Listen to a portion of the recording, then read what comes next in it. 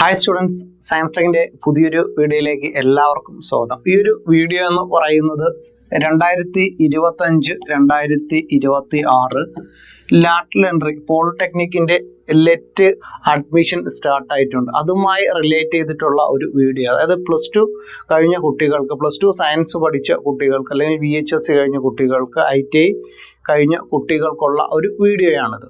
അപ്പോൾ ഇതിൽ 2025-2026 പോളിയിലെ lateral എൻട്രിയിലേക്കുള്ള admission എന്ത് ചെയ്തിട്ടുണ്ട്, സ്റ്റാർട്ട് ചെയ്തിട്ടുണ്ട്. അതുമായി റിലേറ്റ് ചെയ്ത് നിങ്ങൾക്കുള്ള കുറച്ച് ഡൗട്ട്സ് നമ്മൾ എന്ത് ചെയ്യുന്നുണ്ട്, ഇവിടെ ക്ലിയർ ചെയ്യുന്നുണ്ട്.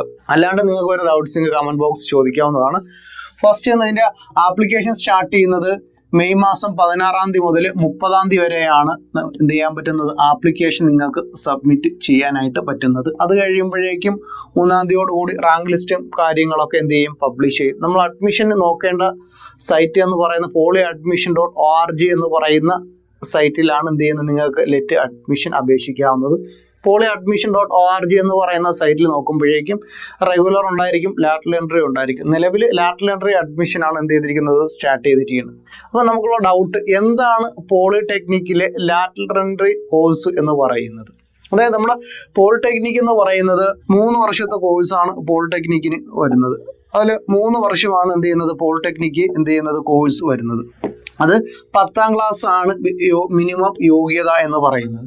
നിലവിൽ +2 സയൻസ് പഠിച്ച കുട്ടിക്ക് അല്ല എങ്കിൽ ITI, അതോടൊപ്പം തന്നെ VHSC, KGC ഒക്കെ IT കഴിഞ്ഞ കുട്ടികൾക്ക് എന്ത് ചെയ്യാൻ പറ്റും, പോളിടെക്നിക്കിലേക്ക് 2ാം വർഷത്തിലേക്ക്, സെക്കൻഡ് ഇയറിലേക്ക് എന്ത് ചെയ്യാൻ പറ്റും, ഡയറക്റ്റ് അഡ്മിഷൻ എടുക്കാനായിട്ട് പറ്റും.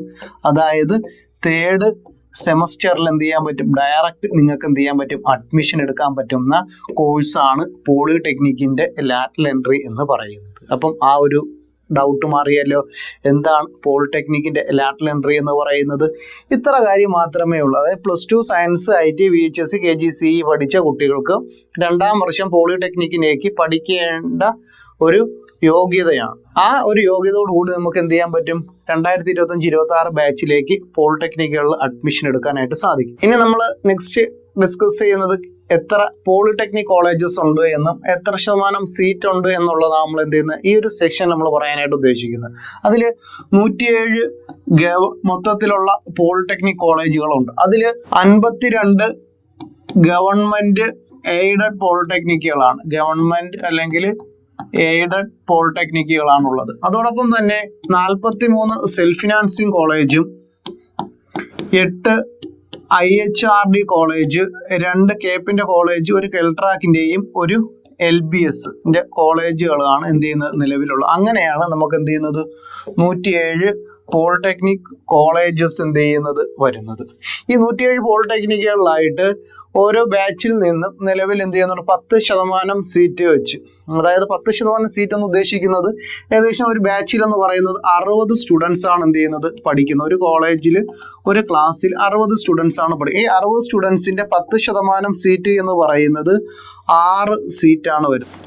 അതിൽ ഗവൺമെൻറ് കോളേജുകളുടെ സീറ്റ് എന്ന് പറയുന്നത് 1222 സീറ്റും, അതോടൊപ്പം തന്നെ സെൽഫ് ഫിനാൻസിങ് കോളേജിലെ സീറ്റ് എന്ന് പറയുന്നത് 1358 സീറ്റ്. അത് മാനേജ്മെൻറ്റ് സീറ്റും അതിനോടൊപ്പം തന്നെ എന്ത് ചെയ്യുന്നുണ്ട്, സെൽഫ് ഫിനാൻസിങ് സീറ്റുകളും എന്ത് ചെയ്യുന്നുണ്ട്, വരുന്നുണ്ട്.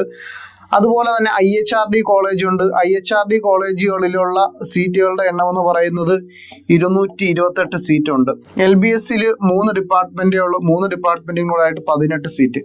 അങ്ങനെ ഓരോ കോളേജുകളിലെയും സീറ്റ് നില എന്ന് പറയുന്നത് ഇതാണ്. പിന്നെ കെൽട്രാക്കിൽ 6 സീറ്റ് മാത്രമേ ഉള്ളൂ. ഈ സീറ്റ് ആയിരിക്കത്തില്ല, പ്ലസ് എന്ത് ചെയ്യുന്നുണ്ട്, ലാബ്സ് ആയിട്ടുള്ള സീറ്റുകളുണ്ട്. അതെന്താ ലാബ്സ് ആയിട്ടുള്ള സീറ്റ് എന്ന് പറയാം. അപ്പോൾ ഏകദേശം ഗവൺമെൻറ്റിൻ്റെ കണക്ക് പ്രകാരം 2874 സീറ്റാണ് അവർ കണക്ക് പ്രകാരം പറയുന്നത്. ഏകദേശം 3000 കണക്കാക്കി, ഏകദേശം ഒരു 5000 മുതൽ 6000 സീറ്റ് വരെ നിലവിൽ ഗവൺമെൻറ്, അതോടൊപ്പം തന്നെ എയ്ഡഡ് സെൽഫ് ഫിനാൻസിങ് കോളേജുകളിൽ ലാറ്ററൽ എൻട്രിക്ക് എന്ത് ചെയ്യാൻ പറ്റും, നിങ്ങൾക്ക് അഡ്മിഷൻ എടുക്കാനുള്ള സീറ്റ് നിലവിൽ ഉണ്ട്.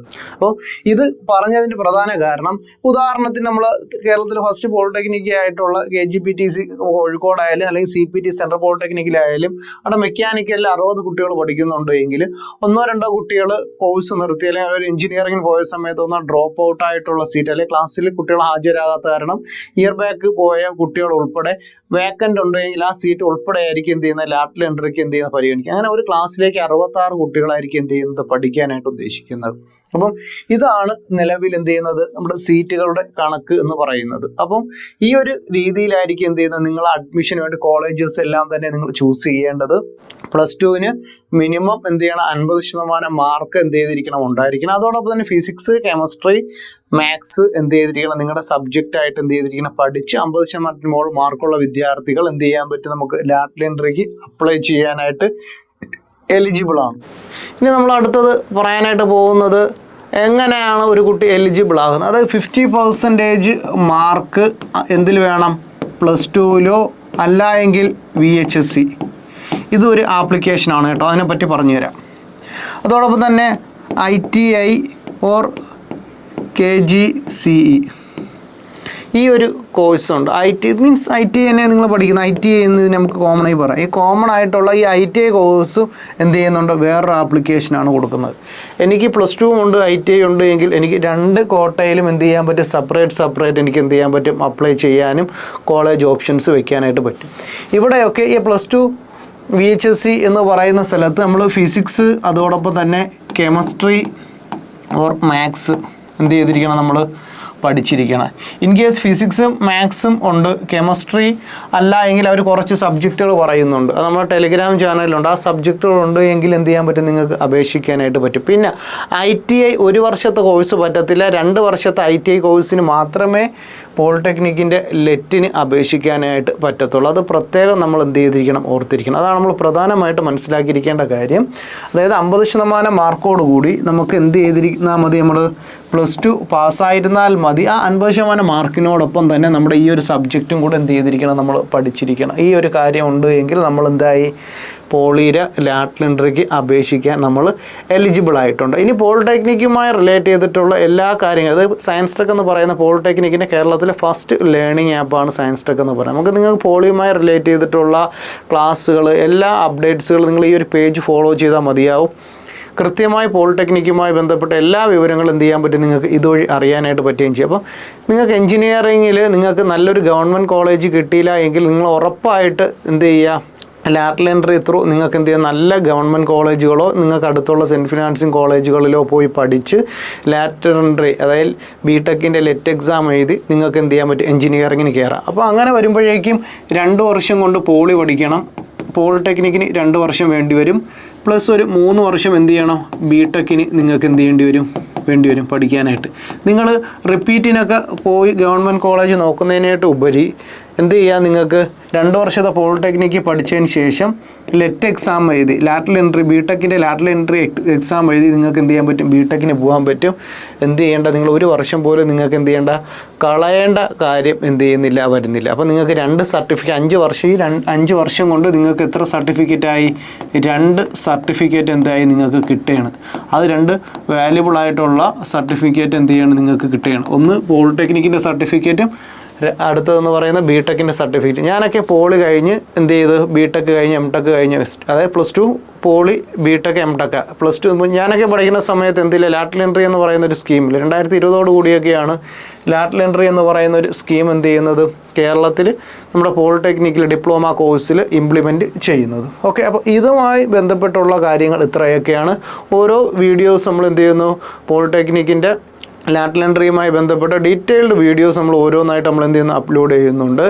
ഉറപ്പായിട്ട് ഇത് കാണുന്നവർ എന്ത് ചെയ്യുക നിങ്ങളുടെ പരിചയമുള്ള പഠിക്കുന്ന കുട്ടികൾക്കോ മറ്റ് രക്ഷകർത്താക്കൾക്കോ ഈ വീഡിയോ ഷെയർ ചെയ്ത് കൊടുക്കുക. നമ്മുടെ സയൻസ് ടെക്കിൻ്റെ ലേണിംഗ് ആപ്പ് ഇൻസ്റ്റാൾ ചെയ്ത് കഴിഞ്ഞാൽ പോളിടെക്നിക്കിൽ അഡീഷണൽ സബ്ജക്റ്റ് നമ്മൾ ലാറ്ററൽ എൻട്രി കയറുമ്പോഴേക്കും 1ാം വർഷത്തെ സബ്ജക്റ്റുകൾ നമ്മൾ കുറച്ച് സബ്ജക്റ്റുകൾ പഠിക്കണം. അതുമായി റിലേറ്റ് ചെയ്തിട്ട് വീഡിയോസ് എല്ലാം അടുത്ത വീഡിയോസ് നമ്മൾ എന്ത് ചെയ്യുന്നുണ്ട് വരുന്നുണ്ട്. അപ്പോൾ ഈ ഒരു വീഡിയോ നിങ്ങൾ മറ്റ് ഫ്രണ്ട്സിനും അതോടൊപ്പം തന്നെ നിങ്ങളുടെ മറ്റ് രക്ഷകർത്താക്കളും സ്കൂൾ ഗ്രൂപ്പിലൊക്കെ ഷെയർ ചെയ്ത് കൊടുക്കുക. ഈ ഒരു വീഡിയോ നമ്മളിവിടെ വൈൻഡ് അപ്പ് ചെയ്യുന്നു. Thank you.